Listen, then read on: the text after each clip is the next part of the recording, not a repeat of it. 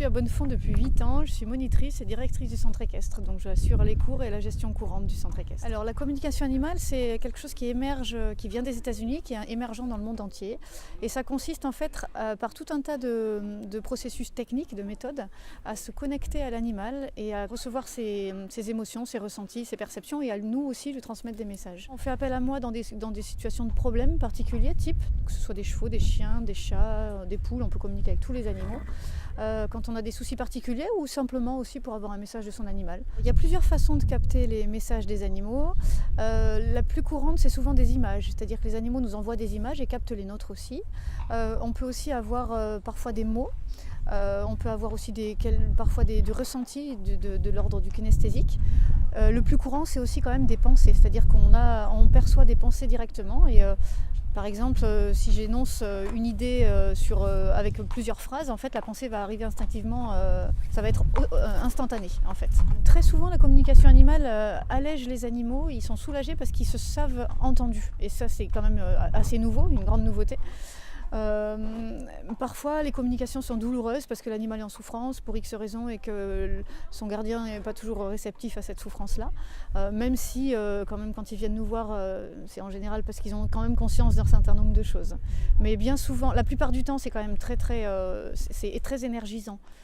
Mais parfois c'est douloureux. Les perceptions animales, c'est quand même quelque chose d'assez subtil. L'erreur est toujours possible et une communication ne peut être, on peut dire qu'elle a fonctionné que si elle peut être validée derrière. C'est-à-dire qu'il faut qu'il y ait ou bien un changement de comportement de l'animal, ou un mieux-être dans son quotidien, ou justement une validation par le gardien de certains points. Donc effectivement, ça m'est pas arrivé souvent. Ça peut arriver, hein, comme à tout le monde, surtout au début. Mais voilà, ça peut arriver après. Et puis parfois c'est aussi le gardien qui interprète mal et du coup notre intervention à nous permet de reconnecter l'animal avec son gardien, donc ça c'est intéressant.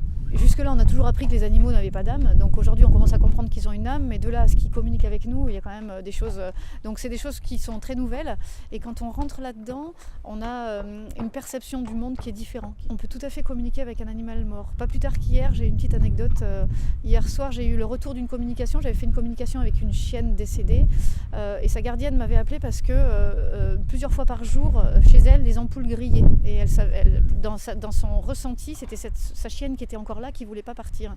J'ai fait une communication avec l'animal, j'ai senti beaucoup de choses, notamment que la chienne n'avait pas voulu partir et bref, j'ai fait cette communication-là et j'ai eu un retour hier soir, donc j'ai dû faire la communication il y a 1 mois.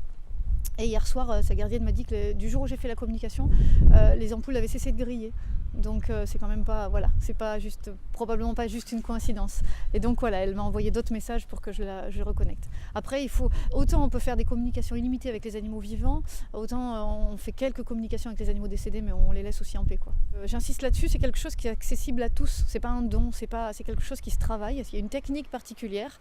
Voilà, on se met sur les longueurs d'onde qu'émettent les animaux, c'est-à-dire les longueurs d'onde bêta qui correspondent à notre état méditatif à nous, alors que quand on est dans un état de veille, on est en alpha, les animaux sont en continu en bêta, donc à partir du moment où on se met sur ces ondes bêta, on arrive à capter leurs ressentis et à transmettre aussi des messages. C'est ça qui est intéressant. Mais tout ça c'est une technique effectivement, donc c'est beaucoup de travail et plus on a une expérience qui est longue, plus les communications sont pleines, complètes et fines en fait. Les perceptions sont fines.